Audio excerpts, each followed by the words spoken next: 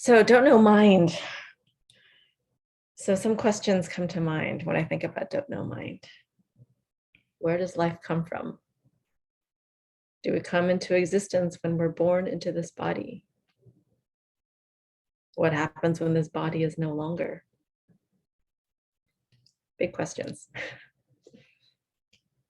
So these types of questions were a big part of what brought me to this path, plus suffering, which is what often brings people to this path. And so I got on this path so I could figure out the answers. Like, okay, what happens when we die? I want to know.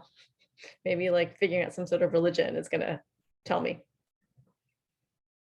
In actuality, what's happened is that being on this path has taught me to embrace the mystery and embrace the not knowing. So building a relationship with death, building a relationship with the fear.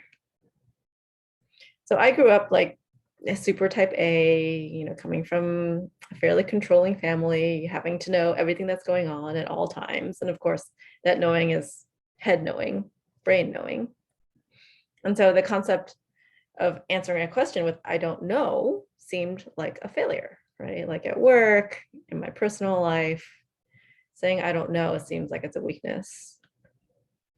Now I embrace it because it provides possibility, it provides freedom. It reminds me that I'm a part of something bigger.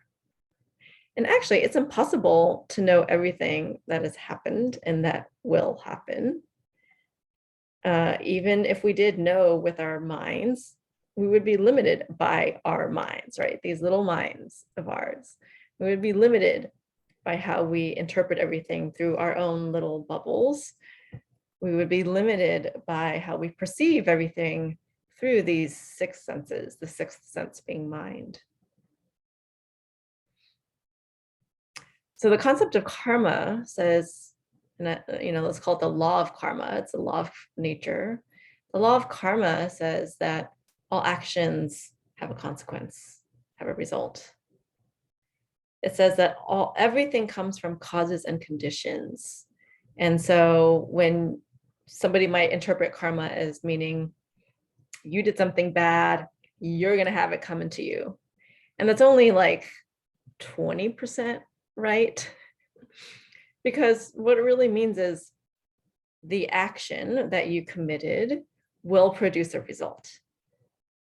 It is going to be a result that accrues to the people around you, anyone that's touched by your action, including yourself. It also means that everything has multiple causes and conditions. So that one person that did that one bad thing, it isn't just an isolated incident that happened in a vacuum. That person did that action because of situations that they were in, because of their own karma, because of their causes and conditions. The person who was harmed, if there was a person harmed, was harmed because of their own causes and conditions, because they were in that space, because, whatever it might have been, they had that interaction with that person because of causes and conditions.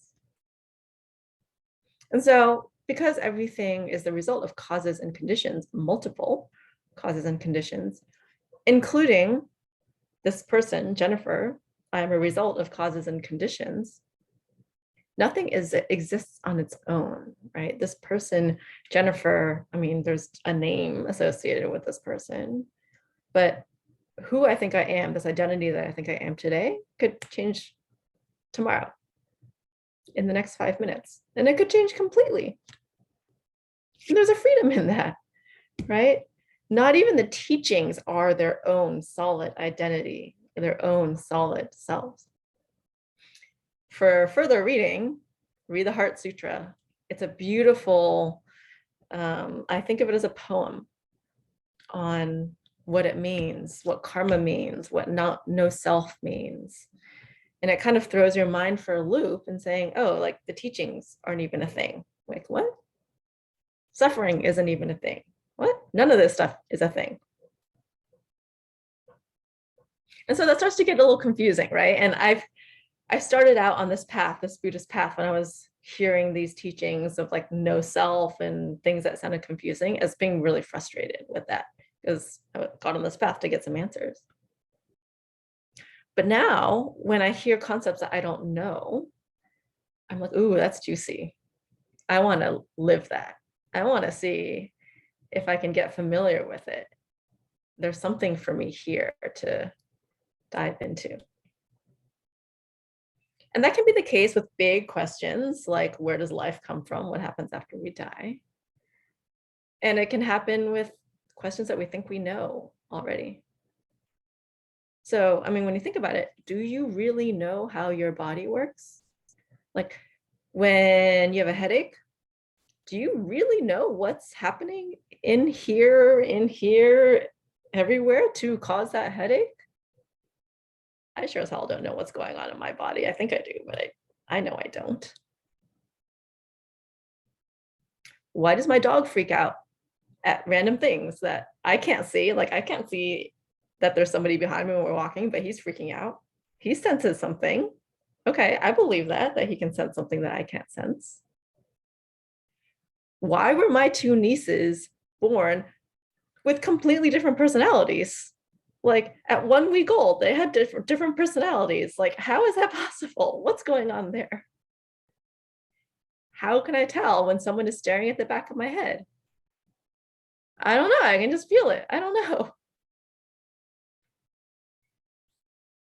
There's a concept in Zen called beginner's mind. I'll quote Suzuki Roshi. He said, in the beginner's mind, there are many possibilities. In the experts, there are few. And that's totally true, right? When we can meet things without our preconceptions, without our judgments, without our conceptual minds, which, by the way, all of those things are just memories and storylines that we've created here in these heads. So when we can meet things in life without these preconceptions and storylines, then we're actually able to be really with what is right now. And that's it.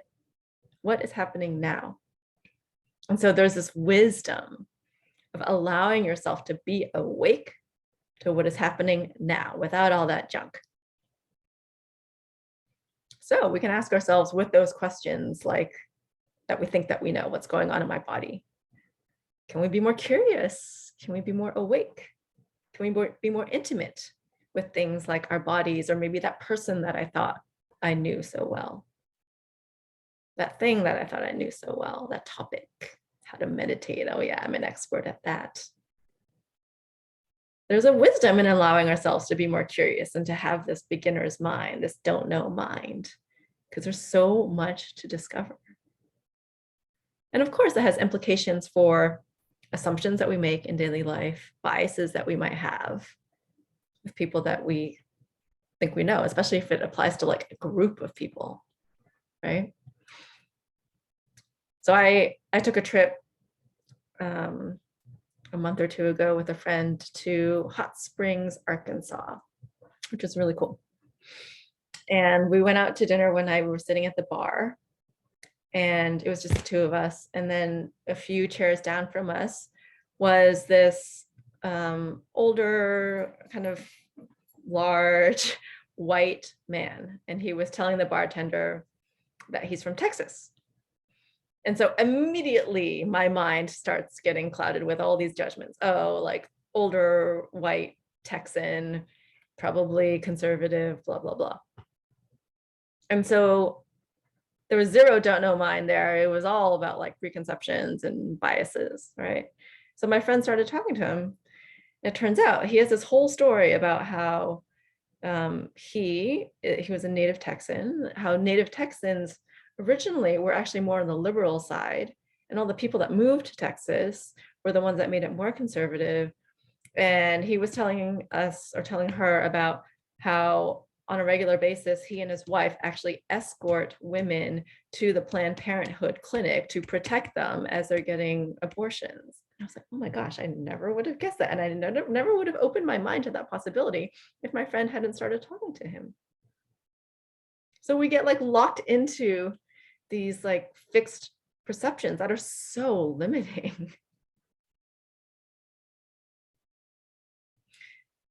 So that's like on a daily basis, right? Like in everyday life, things that we think that we know, people that we think that we know? Can we apply some curiosity and like awakeness in the moment to it with our don't know mind? But then coming back to a topic like death, like, okay, I know I don't know about death. I know that I'm still scared about it, but my relationship with it is different. I know that there's so much that I don't know in this world, not only with my cognitive mind, but with any part of my experience. There are other ways of knowing that I am starting to tap into with my practice. And what's happening when I practice is I'm learning to let go of being me. I'm learning to let go of being Jennifer. And so when I can let go of being me, I can start to tap into this infinite, boundless natural presence that is just here, that we're all just a part of. Living things, non-living things, all humans, all animals. It's natural, boundless presence. And there's a joy in that. There's a relief and a freedom in knowing that there's all this mystery around us. In embracing the mystery, I don't have to figure it all out. In Tibetan traditions, this is referred to as magic. Chogyam Trungpa Rinpoche says, true magic is the magic of reality, as it is, the earth of earth, the water of water, communicating with the elements so that in some sense, they become one with you. We used to also talk about this color, like how rich is this green? How magical is this green? And not just cognitively like, oh my God, this is so cool that this can reach the cones in my eyes, which interpret it as green. And you guys maybe see it as green too in the cones in your eyes. But look at how beautiful this is. Like it's just so deep and green. The green of green, the earth of earth, the water of water. And so, yeah, I do kind of have to suspend my logical mind and being like, yeah, duh, it's green, to tap into that magic. And that's fun and it's freeing. In Zen, they use these things called koans, which are kind of like riddles that are not meant to be able to be grasped with your thinking mind.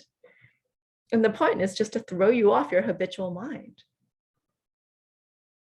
to really engage that don't know mind.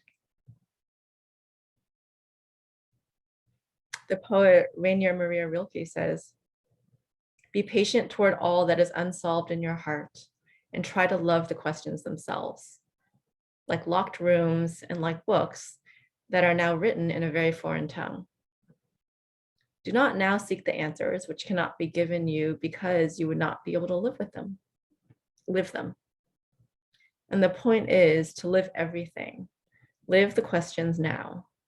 Perhaps you will then gradually, without noticing it, live along some distant day into the answer.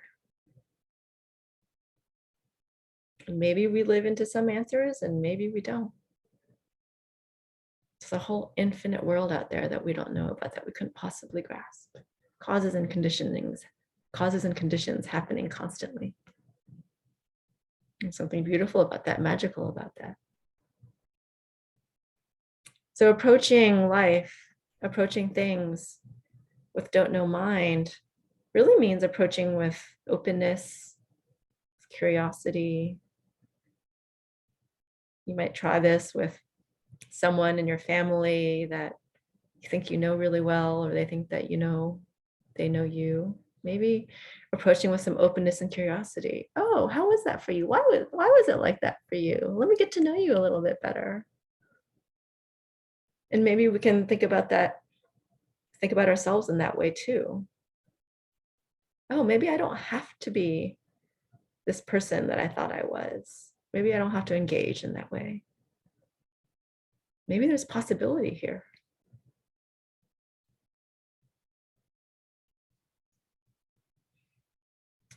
So I'll pause there